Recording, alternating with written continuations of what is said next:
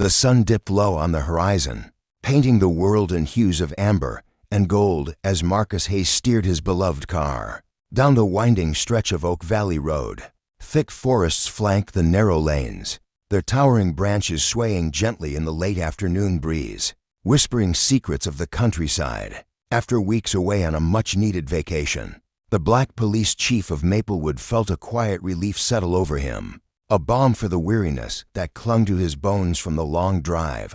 The familiar hum of the engine and the rhythmic crunch of tires against asphalt lulled him into a rare moment of peace. This was his sanctuary, a fleeting escape from the burdens that awaited him back at the precinct. Burdens he carried with pride, yet ones that pressed heavily on his shoulders as the first black man to lead the town's police force. Hayes exhaled deeply, letting the tranquility of the empty road seep into him.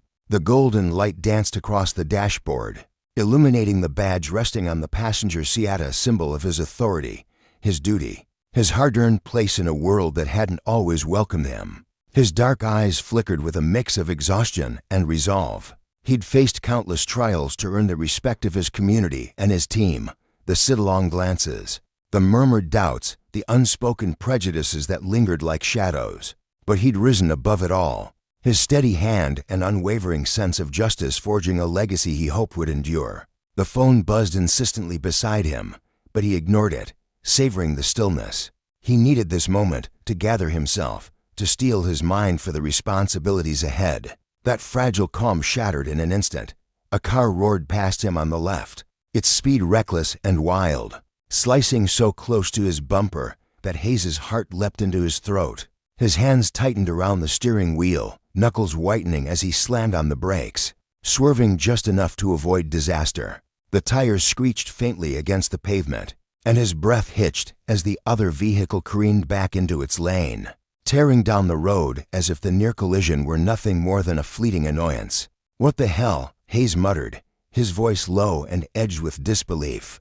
The serenity he'd clung to evaporated, replaced by a surge of adrenaline that set his pulse racing. He squinted after the retreating car, watching it weave dangerously between lanes, a blur of arrogance and disregard. Anger flared in his chest, hot and sharp, fueled by years of battling the kind of chaos this driver embodied. He couldn't let it get on it as a man, not as a chief, not as someone who'd sworn to protect these roads and the people on them. Still clad in his uniform, the fabric stiff against his skin from the long drive, he pressed his foot down on the accelerator. The engine roared to life, propelling him forward in pursuit. This wasn't just about a reckless driver anymore. It was about justice, about holding the line against those who thought the rules didn't apply to them. As he closed the gap, the other car's erratic swerves grew more pronounced, each jerk of the wheel a taunt, a challenge. Hayes's jaw clenched, his mind racing with a mix of fury and focus. He flicked on his lights, the red and blue pulses cutting through the fading daylight, a silent command to pull over. For a moment, the speeding car slowed, and Hayes allowed himself a flicker of hope that reason might prevail. But instead of stopping cleanly, it lurched to the side, skidding onto the gravel shoulder in a cloud of dust and a grating crunch. Hayes followed, his own vehicle shuddering to a halt behind it, the sudden stillness amplifying the pounding of his heart. He stepped out, boots sinking into the loose gravel with a satisfying crunch, his every movement deliberate despite the anger simmering beneath his composed exterior. The air was thick with the scent of pine and exhaust, the forest looming silently round them like a witness to what was about to unfold. As he approached the other car, the driver's door flew open with a violent creak, and two men spilled out, both in police uniforms. Hayes froze, his breath catching as recognition battled with shock. These weren't strangers, they were his own officers, men under his command. But the surprise was fleeting, drowned out by the hostility radiating from them. "What's your problem?" the first officer snapped, striding forward with a swagger that oozed defiance. His partner trailed behind, a menacing scowl twisting his features, his eyes glinting with something dark and unspoken. Hayes stood his ground, forcing his voice to remain even despite the storm brewing inside him. "I could ask you the same thing," he said, his tone firm but measured. "You nearly caused an accident back there." The officers exchanged a glance, then erupted into laterra, harsh, grating sound that sliced through the tension like a blade. "And who the hell do you think you are?" the first one sneered, stepping closer, his breath hot and sour in the cooling air. Hayes studied them, noting the smug curl of their lips, the arrogance in their stance. He knew this dance all too well: posturing, the challenge, the refusal to see him as anything more than an outsider daring to claim authority. "I'm Marcus Hayes," he said, his voice cutting through their mockery with quiet steel. "Chief of police." For a heartbeat, silence hung between them, heavy and electric. He saw the flicker of doubt in their eyes, the brief hesitation as they processed his words. But instead of backing down, the second officer's lip curled into a sneer. "Chief of police, how sure you are." The disbelief stung, but Hayes had weathered worse. He straightened, his gaze unwavering. "I suggest you calm down," he said, each word deliberate. "You're making a big mistake." But they weren't listening. The second officer stepped forward, his hand hovering near his belt, his voice dripping with venom. "We don't take kindly to people like you trying to act like they're in charge." Hayes's brow lifted, a spark of defiance igniting in his chest. "People like me," he echoed, daring them to say it aloud, to lay bare the ugliness they barely concealed. The first officer smirked, his eyes gleaming with malice. "Yeah, people like you." Before Hayes could respond, the man lunged, slamming his hands into Hayes's chest with a force that sent him stumbling back. The air rushed from his lungs, shock warring with pain, as the second officer joined in, shoving him harder. Hayes's boots slipped on the gravel, and he hit the ground with a jarring thud, the sharp stones biting into his palms. His mind reeled, grappling with the surreal horror of it all. These were his men, attacking him without hesitation, without recognition, without care. As he struggled to rise, a boot crashed into his ribs, the impact sending a white-hot jolt of agony through his side. He gasped, clutching at the dirt, his vision blurring as the taller officer loomed over him. "You're gonna regret messing with us," the man snarled, his voice thick with triumph. Hayes rolled onto his side, each breath a labored rasp, the pain radiating through him like wildfire. This wasn't just an assault, it was a deliberate stripping away of his dignity, a brutal reminder of the power they believed they held over him. "Stop," he rasped, raising a trembling hand, his voice cracking under the weight of his injuries. "I'm your boss, I'm the chief."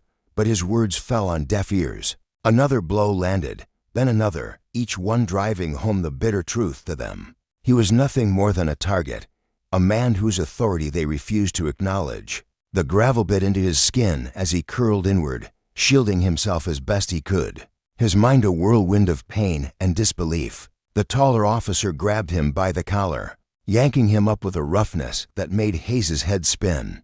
"Get up," he growled, his face a mask of rage, his fingers digging into the fabric of Hayes's uniform. Hayes tried to speak, to reason, but the words lodged in his throat as another wave of pain crashed through him. He staggered, his legs unsteady beneath him, the world tilting as he fought to stay upright.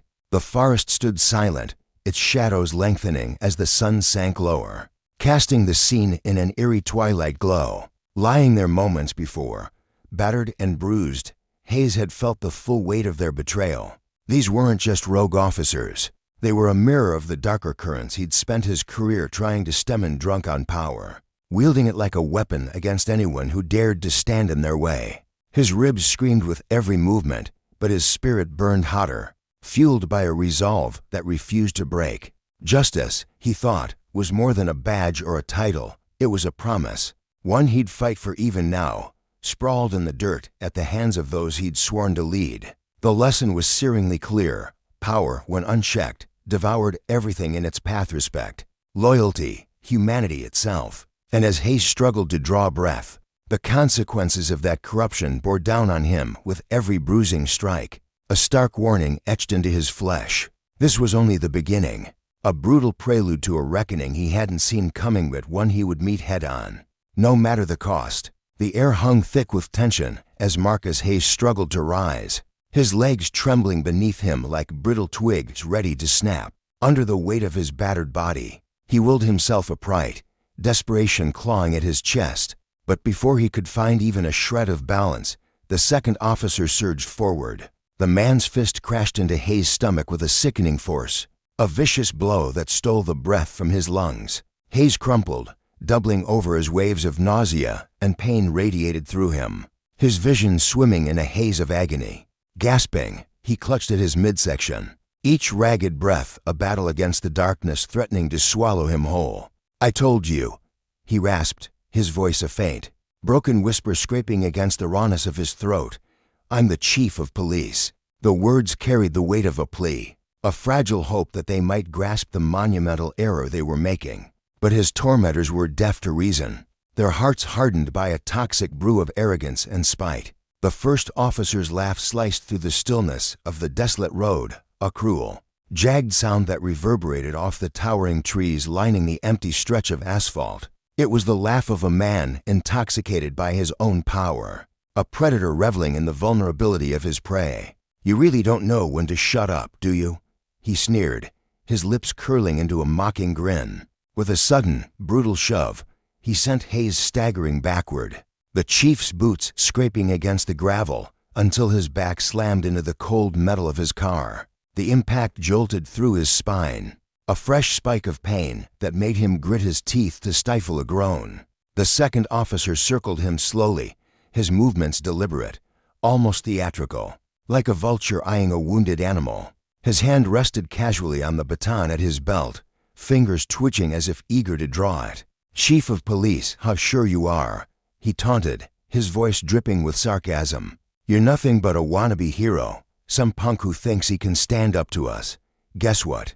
You're about to learn the price of that mistake." Hayes' heart thundered in his chest, a frantic drumbeat echoing in his ears. Panic clawed at his mind as he fought to clear the fog of pain clouding his thoughts. His ribs ached with every shallow breath, and his arm throbbed relentlessly. But the adrenaline coursing through his veins screamed at him to act, to fight. Yet deep down, he knew resistance would only fuel their rage. These men weren't just rogues, they were unhinged, driven by a twisted sense of entitlement that had long since abandoned any semblance of justice. "Look," Hayes tried again, his voice hoarse and trembling. "You're making a mistake. You don't know who you're dealing with." The plea hung in the air, fragile and desperate. But the first officer merely rolled his eyes, his patience thinning. "Oh, we know exactly who you are," he growled, stepping closer until his breath brushed Hayes' face. "Hot and sour, another nobody who thinks he can order us around. You're lucky we haven't dragged you off yet." The threat wasn't idle, it was a promise, glinting in the officer's eyes like the cold edge of a blade. Before Hayes could muster a response, the second officer lunged, seizing his arm with a grip like iron. With a swift, savage twist, he wrenched it behind Hayes' back, the sickening crack of bone reverberating through the night. A scream tore from Hayes' throat, raw and unbidden, as fire exploded through his arm. The officer didn't relent.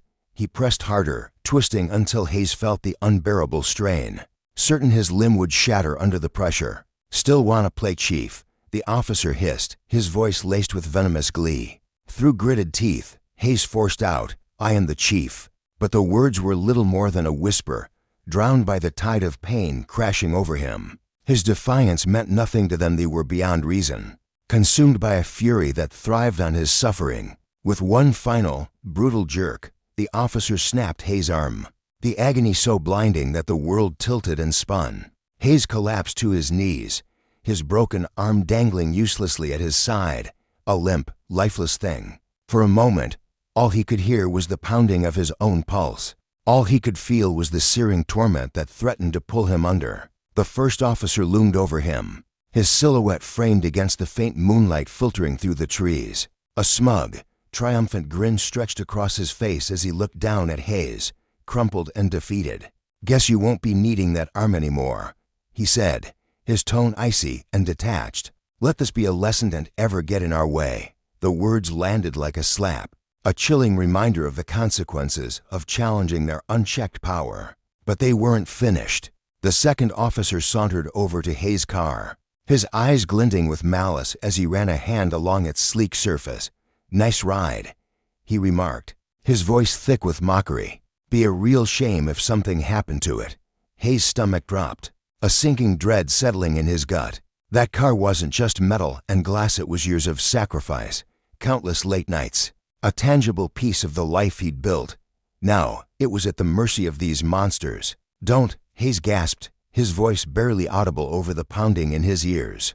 But the officer ignored him. With a flick of his wrist, he pulled a lighter from his pocket. Flipping it open with a theatrical flourish, the tiny flame flickered in the breeze. A small but deadly spark. "We don't usually burn cars," he said, his grin widening. "But for you, I'll make an exception." Hayes' heart seized as the officer turned toward the fuel tank, the flame dancing dangerously close. "This'll teach you not to mess with us," he declared, tossing the lighter with a casual flick.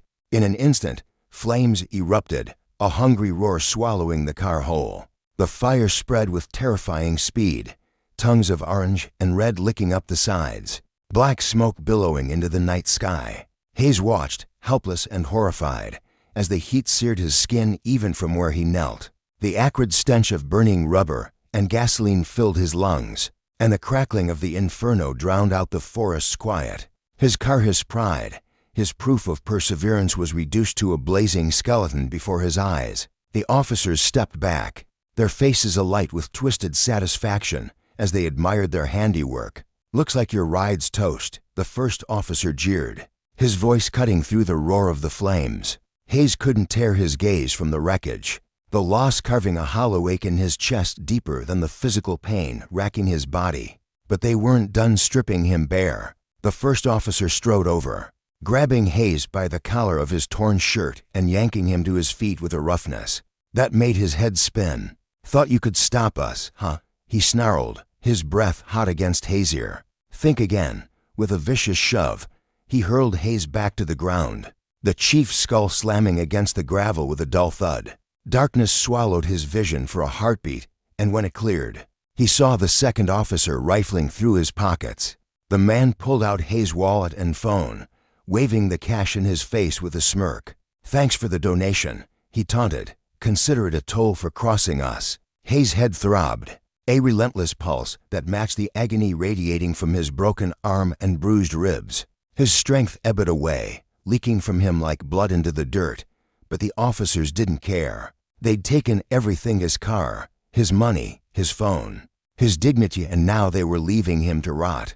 Laughing, they turned and strolled back to their patrol car, their voices carrying over the crackle of the dying fire. "Next time, don't play the hero," one of them called out as they climbed in, the engine roaring to life before they sped off into the night. The taillights vanished around a bend, leaving Hayes alone on the deserted road, the forest swallowing the sound of their departure. The heat from the smoldering wreckage pressed against his skin, a cruel reminder of all he'd lost. But he couldn't move. His body screamed with every attempt, his vision blurring as pain threatened to drag him into unconsciousness. He was miles from civilization, stranded in the deepening dark with no way to call for help. The forest loomed around him, its silence broken only by the occasional rustle of leaves and the faint hiss of the fire, burning itself out. Hayes tried to shift, to crawl, but his broken arm flopped uselessly, sending jolts of torment through him. Sweat soaked his clothes, mingling with the dirt and blood caking his skin, and the cool night air stung like 1,000 needles. His mind raced, grappling with the enormity of his situation: alone, injured, abandoned. Yet amid the despair, an ember of resolve flickered to life, brighter than the flames that had consumed his car. These men, these corrupt enforcers of a warped justice, had underestimated him. They thought they'd broken him, left him for dead. But they didn't know the fire that burned in Marcus Hayes. With a groan that tore from his soul, he forced himself to his feet, swaying as the world tilted beneath him. His broken arm dangled, a dead weight dragging at his side, and each step sent a fresh wave of agony crashing through his battered frame. The road stretched endlessly before him, a winding ribbon of shadow beneath the canopy of trees. But he pressed on. Every shuffle forward was a defiance of the officer's cruelty, a testament to the strength they couldn't extinguish. The pain was unbearable, his body teetering on the edge of collapse. But Hayes clung to one unshakable truth: he would survive. He would make it back to town, and when he did, those men would face the consequences of their actions. Justice wasn't theirs to twist and wield like a weapon. It was a force greater than their arrogance, and Hayes would see it served. The lesson seared into him that night was profound, etched in the bruises and burns marking his flesh. Power, when abused, didn't just destroy it, sowed the seeds of its own reckoning. Those officers, drunk on their authority, had lit a fire they couldn't control, and Hayes, limping through the darkness, was the spark that would bring it crashing down upon them. His journey had only begun, each excruciating step a vow to reclaim what they'd stolen and to ensure they'd never harm another soul again. The distant lights of Maplewood glimmered faintly on the horizon, little more than specks of hope piercing through the dense shroud of trees. Marcus Hayes squinted into the darkness, his breath ragged, his body protesting with every aching step. Hours stretched ahead of him, hours of trudging through the unforgiving night on foot, each moment dragging like a lifetime. His mind churned, a chaotic storm of disbelief and rage, as he replayed the nightmare that had unfolded just hours before. How could this be happening? How could two of his own officersmen he'd trusted to uphold the law, to stand for something greater than themselves, shave turned on him with such venom? The answer clawed at his insides, bitter and undeniable. They hadn't seen him as their chief, nor even as a figure of authority. To them, he was nothing more than a black mana target to be crushed beneath their boots, a canvas for their hatred. His rank, his years of service, his very humanity had all dissolved in the face of their prejudice. They didn't care about justice or loyalty. They cared only for the twisted thrill of power, the sick satisfaction of putting him in his place. Hayes clenched his jaw, the sharp sting of fury fueling his faltering steps. His entire life had been a war against the weight of bias, a relentless fight to rise above the assumptions pinned to his skin. But this betrayal cut deeper than anything he'd faced before. This wasn't just another battle in the endless struggle, it was personal. A deliberate strike meant to break him. Those officers hadn't just attacked him, they'd sought to erase him, to leave him shattered and forgotten.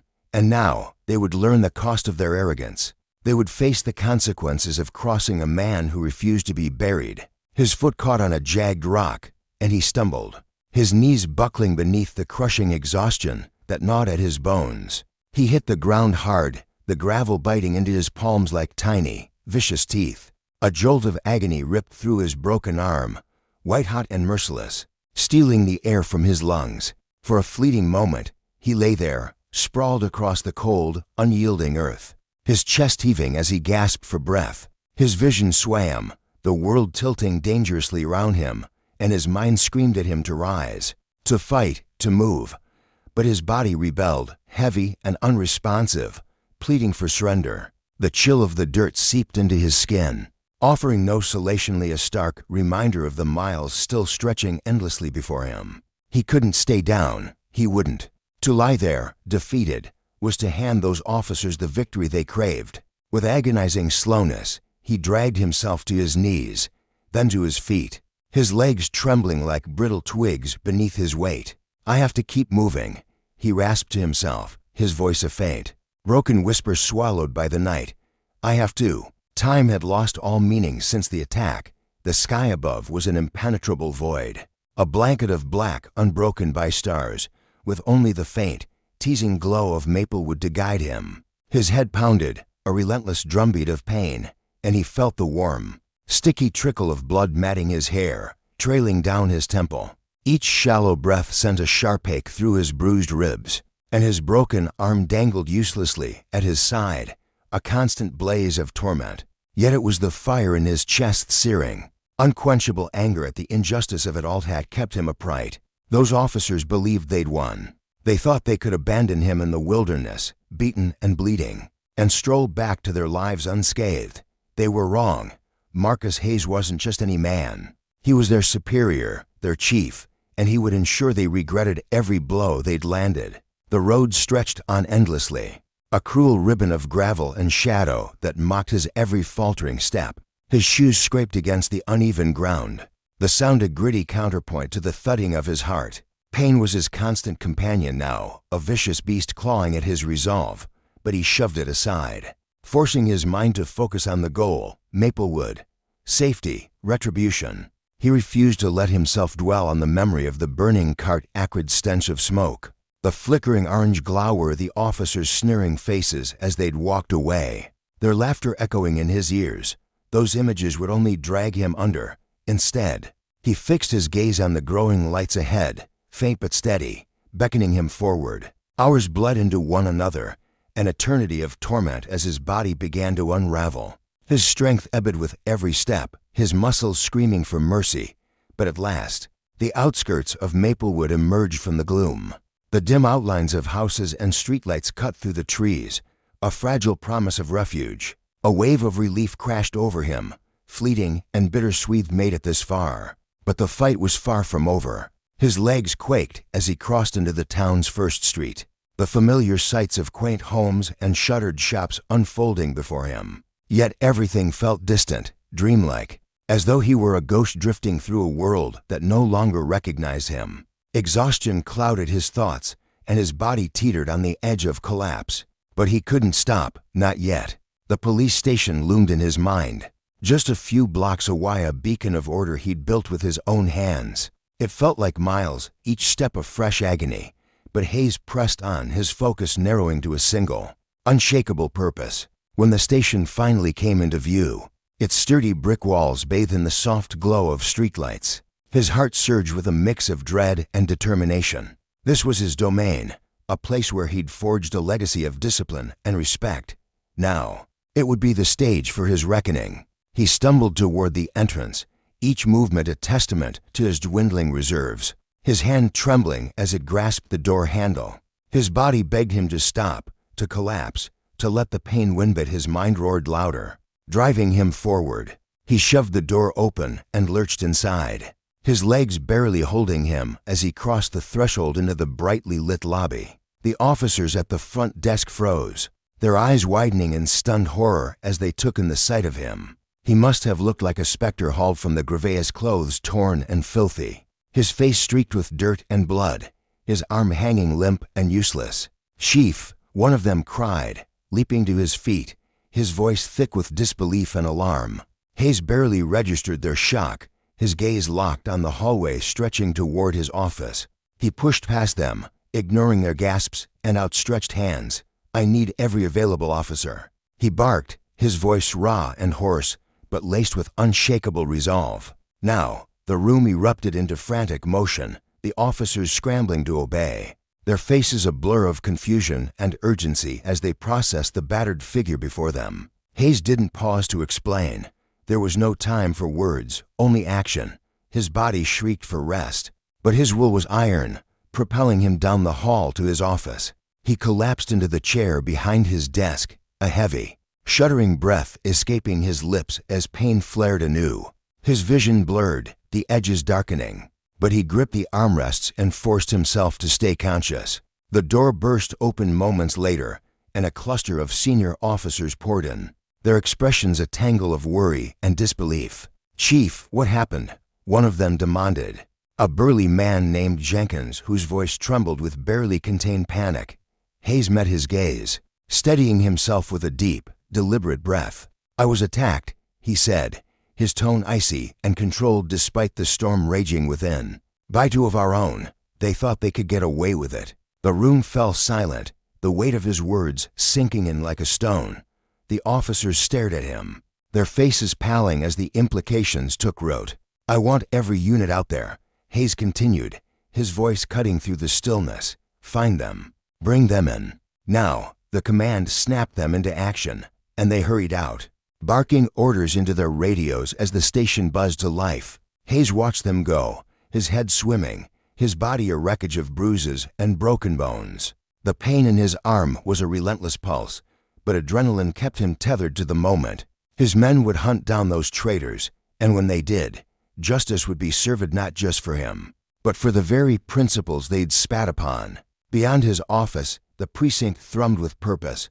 Radios crackled, boots pounded against the tile, and voices overlapped in a symphony of urgency. Jenkins lingered a moment longer, his broad shoulders tense, his eyes searching Hayes's face. "We'll get them, Chief," he vowed, his gruff tone softening with something like reverence. Hayes nodded faintly, too drained to respond. Jenkins was a good man, loyal, steadfast, the kind who'd once confessed over late-night coffee how Hayes's leadership had inspired him to stay on the force. Now, that loyalty would be tested. The clock on the wall ticked on, each second a quiet drumbeat in the chaos. Hayes sat alone, his body a battlefield, his mind a furnace of resolve. Those officers had abused their power, believing it made them untouchable.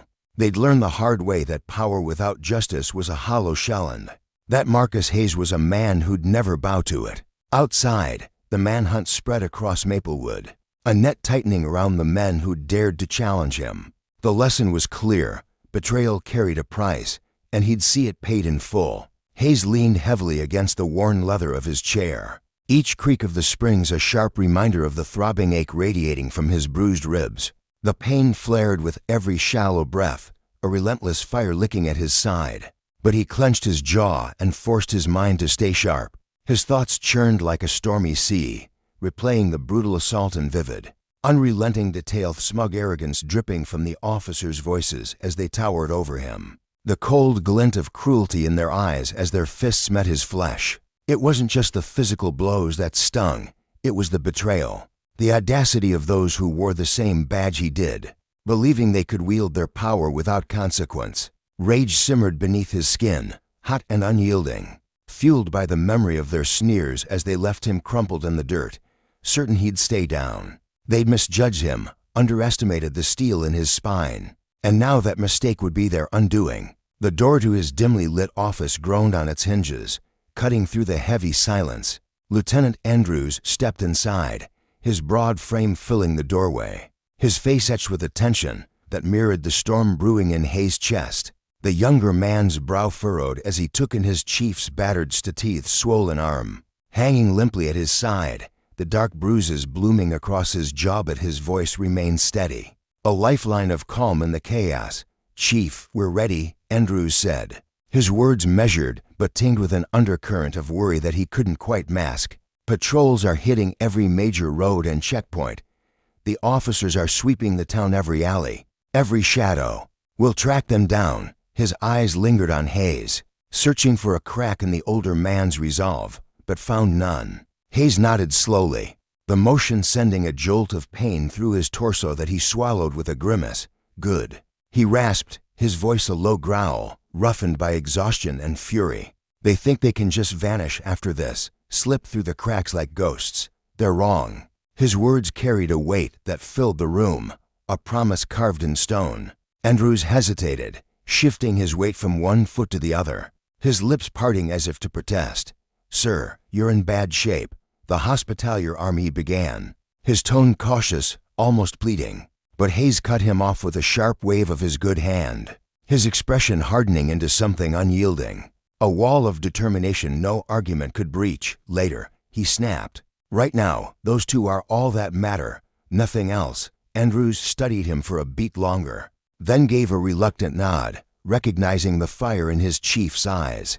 "We'll get them," he assured, his voice firming with shared resolve before he turned and slipped back into the bustling station. Beyond the door, as the latch clicked shut, Hayes drew a ragged breath, forcing his battered body to obey his will. Every muscle screamed for rest, begging him to collapse, to let the pain win. But his mind was a blade honed to a razor's edge. He couldn't afford to falter, not now, not when those men were still out there, breathing free air they didn't deserve. The minutes crawled by, each one an eternity marked by the faint hum of the station's radio crackling through the walls. Updates trickled in, patrol cars weaving through the town's maze of streets, officers peering into abandoned lots and darkened corners, but the two men remained elusive, shadows slipping just beyond reach. Hayes closed his eyes for a fleeting moment, willing the pain to dull, the noise to fade, so he could think. They wouldn't linger here, he reasoned. They knew the noose was tightening, the weight of their actions bearing down. They'd be desperate, scrambling for an escape, but Hayes had already cast a net too wide, too tight, for them to slip through. The door burst open again, shattering his fragile focus. Officer Johnson stormed in, his youthful face grim beneath the brim of his cap, his radio buzzing with the frantic chatter of the hunt. He was green, barely a year on the force, but Hayes trusted him. Johnson had a quiet tenacity, a dogged loyalty that shone through in moments like this. "Chief," he said, stepping forward with urgency, "we've got a lead." A witness saw two officers matching their description, heading toward the old service road. Out past the edge of town, Hayes' heart kicked against his ribs, a surge of adrenaline drowning out the pain for a blessed instant. He knew that road, a winding, forgotten stretch of gravel swallowed by dense forest, running parallel to the highway like a thief's back alley. It was clever, secluded, the perfect path to vanish into the night, but it was also a trap waiting to spring shut. "Send units there now," Hayes ordered, his voice cutting through the air like a whip as he pushed himself to his feet. Agony shot through his side, a white-hot spike that nearly buckled his knees. But he gritted his teeth and stood tall. Johnson lunged forward, arms outstretched to steady him, but Hayes brushed him off with a fierce shake of his head. "Corner them before they hit the highway," he added, his tone brooking no delay. Johnson nodded, already barking commands into his radio. "All units, this is Johnson. Suspects spotted on the old service road near Route 25. Moving fast, they are dangerous." Hayes snatched his jacket with his good hand, slinging it over his shoulders like a warrior donning armor. He wasn't about to sit idly by while his men closed in. He needed to see this through, to stand face to face with the cowards who dared to cross him. "Sir, you should stay here," Johnson ventured, his voice soft but insistent, his white eyes flickering with concern. Hayes fixed him with a stare so fierce it could have cracked stone. "I'm going," he said, the words a steel-clad decree, leaving no room for doubt. Johnson faltered, then relented with a curt nod, knowing better than to push. He led Hayes outside to the patrol car, the cold night air biting at their skin as he eased the chief into the passenger seat. With careful hands, Johnson slid behind the wheel, the engine roaring to life with a guttural snarl, and they peeled out into the darkness, tires screeching against the pavement as they raced toward the town's fringes. The drive was a taut wire, every second stretched thin with anticipation. The radio crackled incessantly, voices overlapping as units converged on the service road, their reports painting a tightening circle around the prey. Hayes stared out the windshield, the blurred streaks of streetlights reflecting the storm in his mind. He imagined the officers' faces when they realized the game was up, higher smug confidence crumbling into panic, their power stripped bare. Justice wasn't just a word to him, it was a reckoning, a force as inevitable as the dawn, and he'd wield it with his own hands if he had to. Beside him, Johnson gripped the wheel, his knuckles white, his jaw set as he navigated the twisting roads with precision born of adrenaline. They reached the turnoff, the service road emerging from the shadows like a whispered secret. Johnson eased off the gas, the car rolling to a stop as the headlights cut through the thick curtain of trees. Ahead, the flickering red and blue glow of patrol cars pierced the night, their beams dancing across the gravel. Officers moved like specters, fanning out into the woods with cautious steps, their silhouettes sharp against the forest's edge. "Looks like they're here," Johnson murmured, pointing to the cluster of vehicles lining the road. Hayes' pulse thundered in his ears as he shoved the door open with his good hand, stepping out into the chill despite the searing pain that clawed at his body. He was a man possessed, driven by a need deeper than reason. Lieutenant Andrews emerged from the shadows, his face a mask of grim determination as he approached. "We've got them pinned half a mile in," he reported, his breath fogging in the cold air. "They bolted into the woods, but we've boxed them in." Hayes nodded, his jaw tight enough to crack.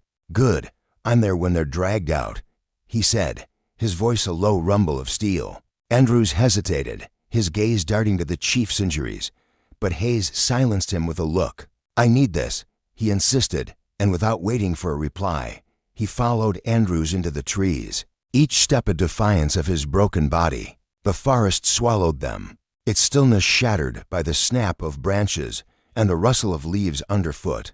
The air was thick with tension, every sound amplified in the eerie quiet distant shout of an officer, the faint crunch of gravel fading behind them. Hayes' breath came in shallow bursts, his vision narrowing to the path ahead as they pressed deeper into the woods. At last, they reached a small clearing, a pocket of moonlight breaking through the canopy. There, cowering in the shadows, were the two officers disheveled, their uniforms stained with dirt, their faces pale and drawn with terror. A ring of guns surrounded them, officers poised for any sudden move, but the men were still, defeated, their hands raised in surrender. Hayes stepped forward, his shadow falling over them like a judge's gavel. Their eyes met his, and he saw the flicker of recognition, the dawning horror as they realized who stood before them. "You thought you could bury this," he said, his voice a quiet blade, slicing through the silence. "You thought you could break me, leave me bleeding in the dirt, and walk away clean. You were wrong." The bravado they'd worn like armor was gone. Stripped away by the weight of their fate, their mouths opened, perhaps to beg, but no words camionly the hollow sound of their fear. "Take them in," Hayes commanded, turning to his men as the officers surged forward. Cuffs snapping around trembling wrists, a cold satisfaction settled over him. A balm to the fire in his chest. Justice had found its mark, swift and unyielding. A lesson etched in the ruin of those who dared to abuse their power. But as he watched them being led away, Hayes knew this wasn't the end. Back at the station, behind his scarred desk, he'd sit and wait, nursing his wounds and his resolve. The consequences of their actions would ripple outward, a warning to any who thought strength could shield them from accountability. For Hayes, this was more than vengeance. It was a vow, a line drawn in the earth, that no one would escape the weight of their deeds, not on his watch. The weight of the night's chaos clung to him like a damp, suffocating shroud, pressing down on his weary shoulders as he sat hunched over his desk. His broken arm throbbed relentlessly, a jagged spike of agony that pulsed with every heartbeat, but it paled in comparison to the inferno of rage blazing deep within his chest. His body was a battered canvas, bruises blooming in violent purples and blues across his skin, cuts stinging where sweat mingled with dried blood, and his ribs groaning in protest with every shallow, labored breath. Yet, amidst the physical wreckage, his mind fixated on one singular, unshakable desire: justice, retribution. The need for it consumed him, drowning out the pain, fueling his resolve as he sat in the dim light of the precinct, the air thick with tension and the faint hum of flickering fluorescent bulbs overhead. In the holding cells down the hall, the two officers responsible for his torment sat shackled, their wrists bound by the cold steel of their own handcuffs.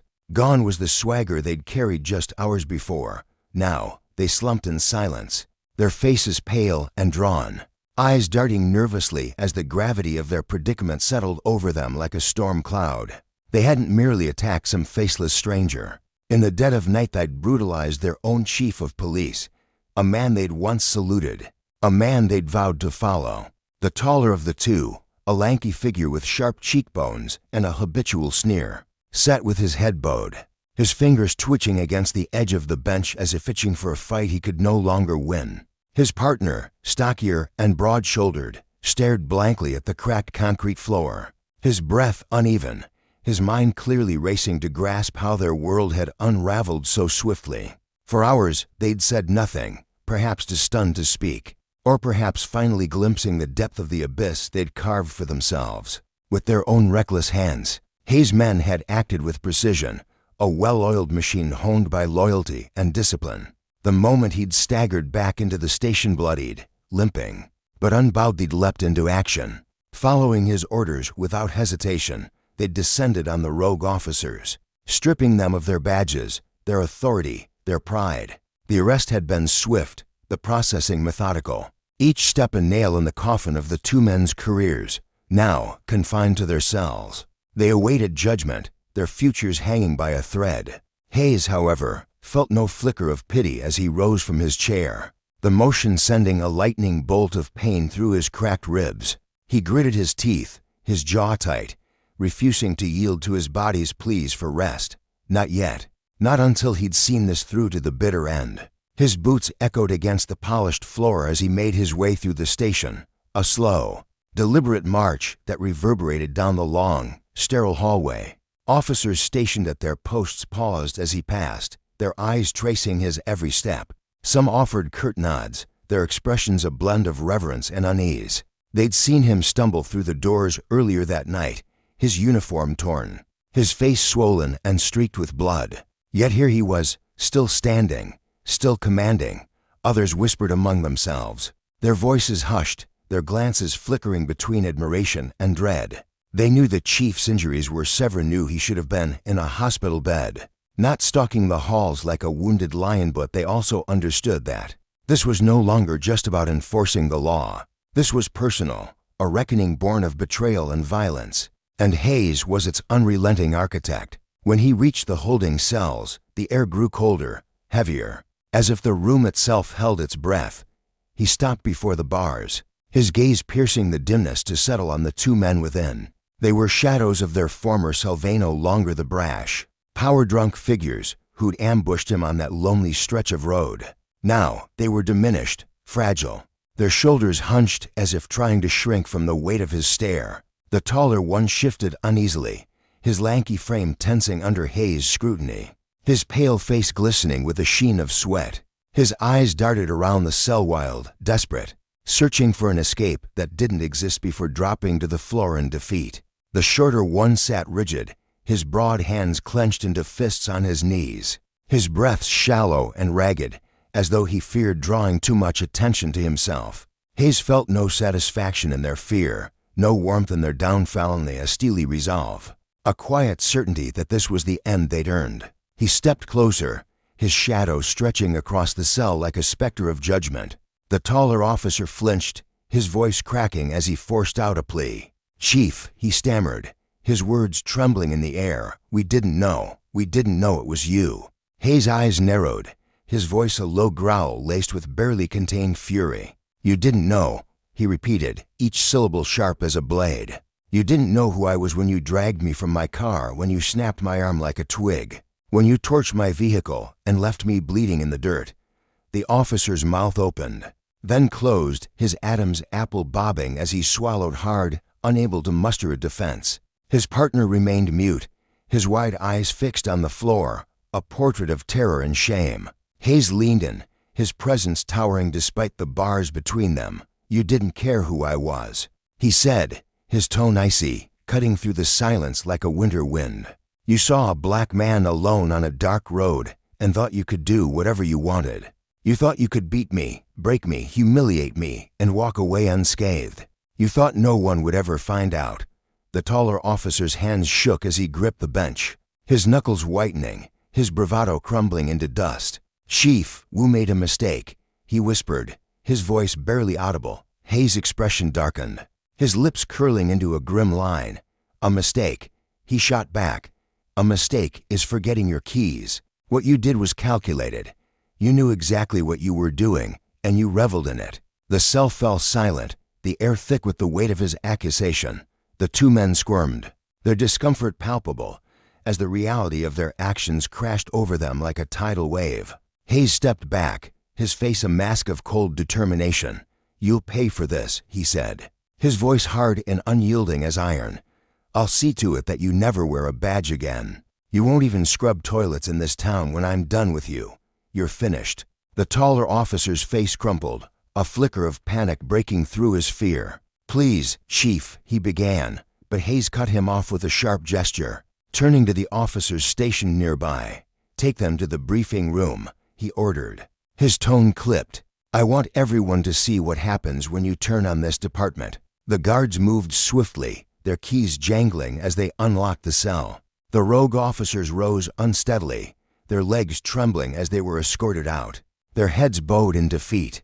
Hayes followed at a measured pace, his expression carved from stone, every step a testament to his resolve despite the pain gnawing at his body. The briefing room buzzed with anticipation as he entered. The entire department assembled in tense silence. Rows of officers stood at attention, their eyes locking onto him as he strode to the front, the two disgraced men shuffling in his wake. The air was electric, charged with the unspoken understanding that this moment would echo through the precinct for years to come. Standing tall despite the fire in his ribs, Hayes faced the room, his voice steady and resonant. "This department stands for justice," he began, his words slicing through the stillness. "We exist to serve and protect, not to wield power like a weapon." These two men betrayed that oath. They attacked Methire's own chief because they thought they were untouchable, because they believed no one would hold them accountable. He paused, letting his gaze sweep over the crowd, meeting every pair of eyes with unflinching intensity. Then he turned to the culprits, his stare glacial. "You're no longer officers," he declared, his voice a blade honed to a razor's edge. "You'll never wear a badge again, and I'll ensure no department in this country ever takes you in." He let the silence stretch, the weight of his verdict sinking in, before adding, "But that's not enough. You'll replace my care exactly as it was down to the last detail, and you'll pay for it yourselves." The taller officer's head snapped up, his face ashen. "We can't afford," he started, but Hayes silenced him with a look, his tone merciless. "You'll find a way, because if you don't, I'll make sure you spend the rest of your lives regretting it."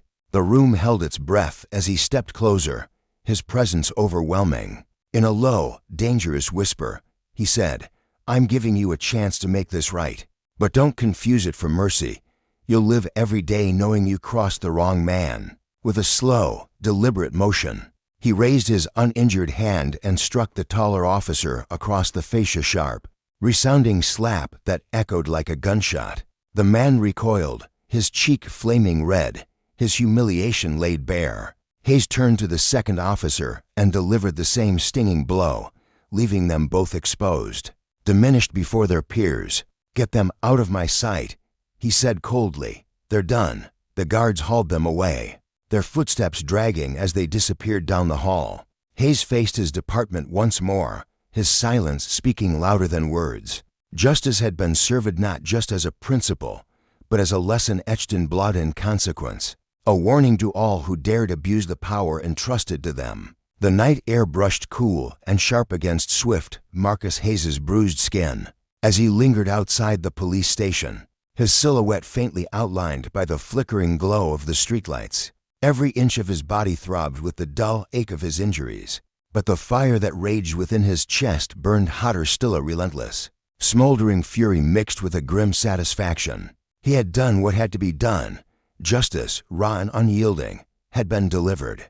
The two officers who had dared to lay their hands on him, who had unleashed their brutality without a shred of remorse, now stood stripped of their badges, their reputations in tatters, their once proud authority reduced to ashes before the very department they had served. The weight of that victory hung heavy on Hayes, but it was a hollow one.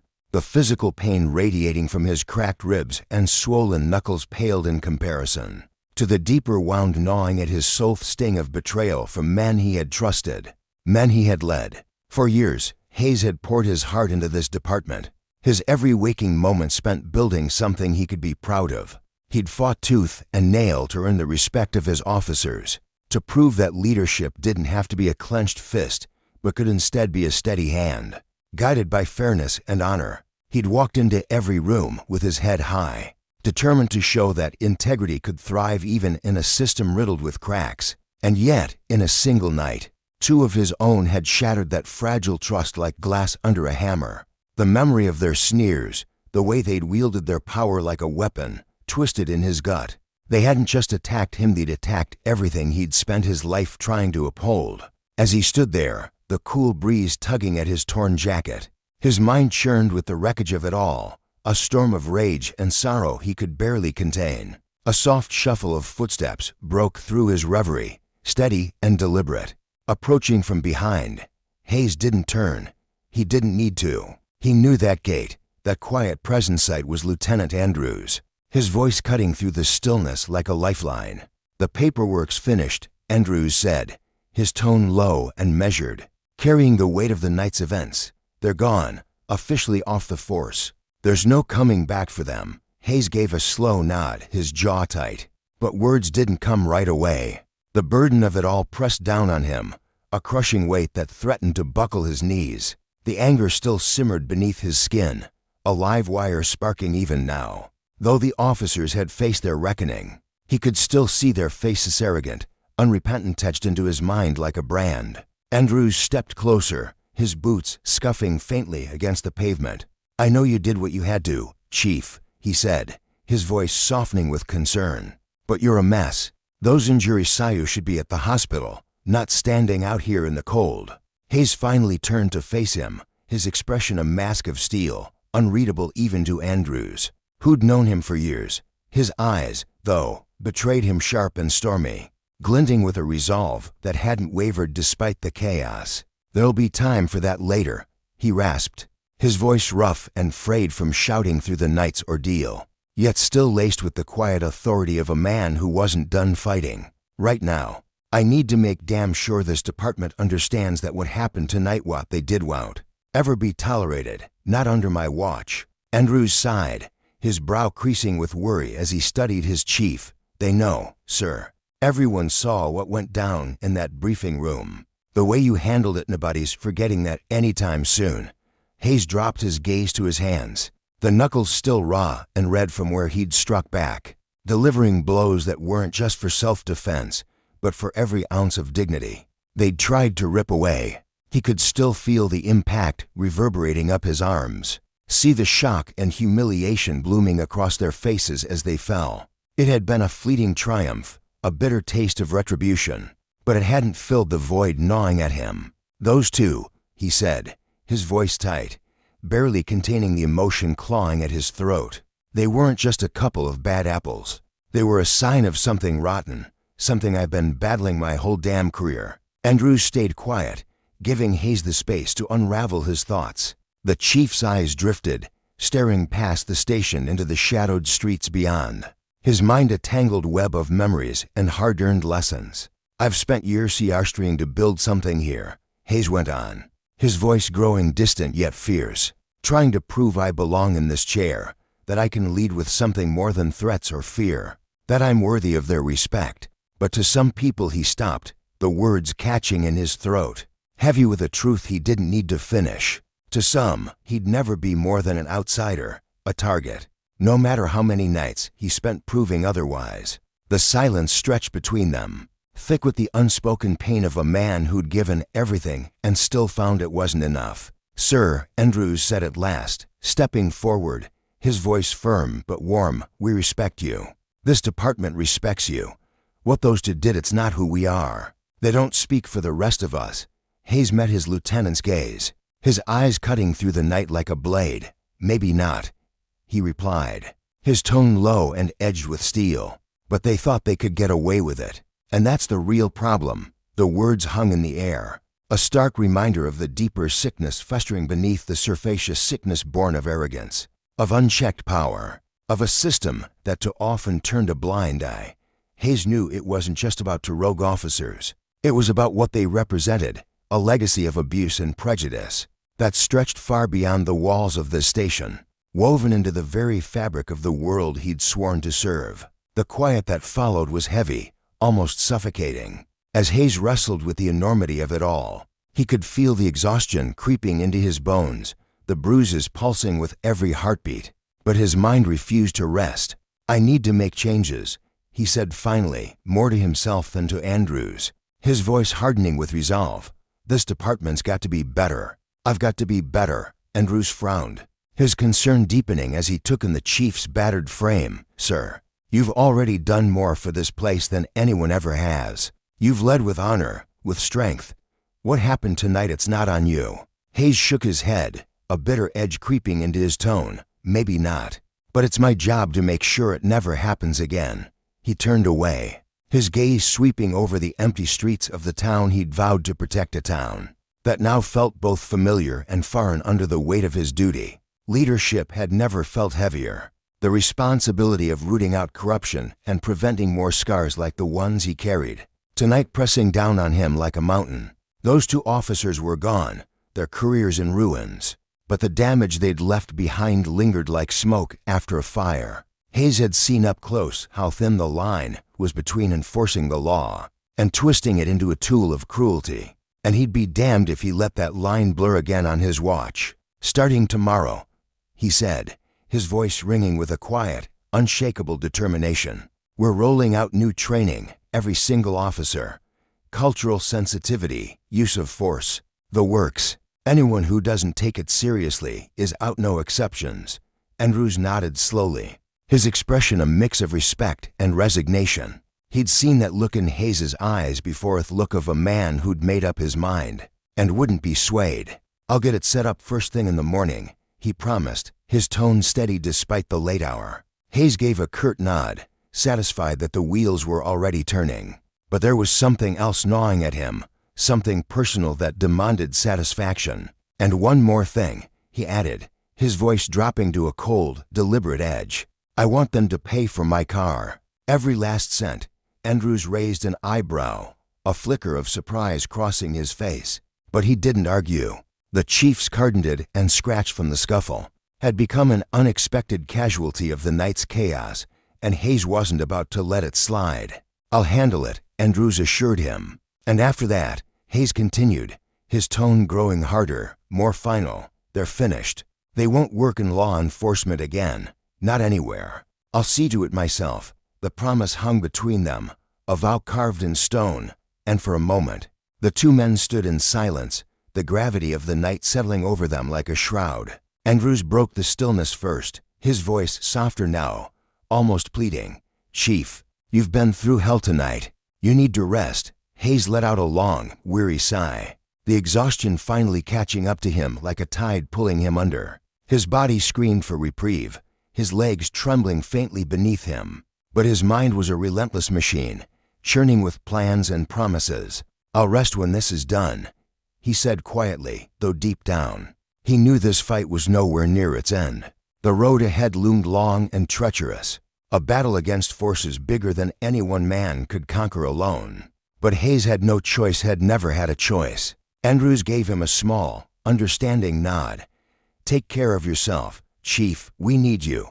With that, he turned and walked away, his footsteps fading into the night, leaving Hayes alone once more. Hayes lingered outside the station, the cool air wrapping around him as his thoughts swirled like a tempest. The two officers had paid a price: disgrace, unemployment, the end of their careers, but it wasn't enough. The real enemy, the one that gnawed at him in the quiet moments, was the system itself, the arrogance of power, the poison of prejudice, the ease with which justice could be twisted into tyranny. He'd won a battle tonight, but the war was far from over. Every step back inside the station sent a jolt of pain through his battered body. But he pressed on, his resolve unshaken. Marcus Hayes was a man unbroken, forged anew in the fire of betrayal and retribution. His mission was clear: to rebuild trust, to reshape his department, to ensure that no one else would suffer at the hands of those meant to protect. As he disappeared into the building, the night stretched on behind him, vast and silent, a witness to the fight that had only just begun. The lesson here stretched beyond the fall of two disgraced men. It was a stark reminder of justice's fragile nature and the devastating consequences of power unchecked. Hayes had seen how quickly authority could turn to abuse, how easily trust could crumble under the weight of corruption. His victory was a step, not a solution, and it fueled his determination to forge a legacy where fairness reigned supreme, where the badge stood for honor, not oppression. The scars he carried, both seen and unseen, were a testament to the cost of that fight, and a warning of what awaited those who dared to wield power without accountability. The tale of Marcus Hayes unfurls like a storm breaking over a quiet town, a saga that begins not with triumph but with a raw, jagged wound inflicted by the very system he swore to uphold. This is no mere recounting of events, it's a deep dive into a man's soul, a community's heartbeat, and the unyielding demand for justice that reverberates through every step of his journey. Marcus Hayes, a seasoned police chief with a steady hand and a gaze that could pierce through lies, found himself not atop the pedestal of authority, but sprawled in the dirt, betrayed by the prejudice he'd spent his life fighting against. His story stretches far beyond the edges of personal recovery. It's a blazing testament to the necessity of staring down injustice, no matter how entrenched, and a warning of the ruin that follows when power is wielded without conscience. Picture Marcus in the dim light of his office late one evening, the weight of his badge pressing against his chest like a stone. The air is thick with the scent of stale coffee and the faint hum of a flickering fluorescent bulb overhead. His broad shoulders, once squared with pride, now slump as he replays the moment that shattered his world, a false accusation, born not from evidence but from the venom of bias, hurled at him by those he'd trusted, colleagues who'd once clapped him on the back and called him chief with respect. The sting isn't just in the words, it's in the realization that his dark skin, the very thing he'd worn as a quiet badge of resilience, had been twisted into a target. His heart pounds with a cocktail of fury and despair, each beat a question. How could this happen to him after all he'd given? But beneath the hurt, an ember of resolve flickers, small at first, but growing, fueled by a lifetime of standing tall against the odds. The streets of his town, lined with weathered brick buildings and trees swaying lazily in the breeze, become the stage for his battle. Once, he'd walk these roads with a quiet confidence, nodding to shopkeepers who greeted him by name, their smiles a silent acknowledgement of the safety he'd brought them. Now, those same streets feel like a gauntlet, every glance from a passerby laced with suspicion or pity. He can feel a shift in the air, the whispers behind closed doors. Yet Marcus doesn't retreat. He rises each morning, his jaw set, his eyes burning with purpose, determined not just to mend his own broken spirit, but to reclaim the trust he'd forged with the people he swore to protect. It's a grueling climb, one step at a time, his boots scuffing the pavement as he forces himself forward, unwilling to let the weight of betrayal crush him. His colleagues, too, are woven into this tapestry of struggle and redemption, their own hearts tugged in conflicting directions. There's Sarah, the young deputy with a sharp tongue and a fiercer loyalty, who'd watched Marcus pull her from the brink of doubt when she'd first joined the force. She sits at her desk, fingers drumming restlessly against the wood, her green eyes flashing with indignation as she recalls the chief's steady voice, guiding her through chaos. She refuses to believe the lies, her faith in him a lifeline he doesn't yet see. Then there's Tom, the grizzled veteran who'd shared countless late-night patrols with Marcus, his leathery face creasing with guilt as he wrestles with his silence during the accusation. He'd stood by, hands stuffed in his pockets, while the storm brewed. The regret gnaws at him, a bitter taste he can't spit out. Together, they begin to rally, their voices rising like a tide, not just for Marcus but for the truth they all know in their bones. The lesson here cuts deeper than Marcus's personal triumph. It's a stark illumination of justice, as a living, breathing force, one that demands vigilance lest it be warped by those drunk on power.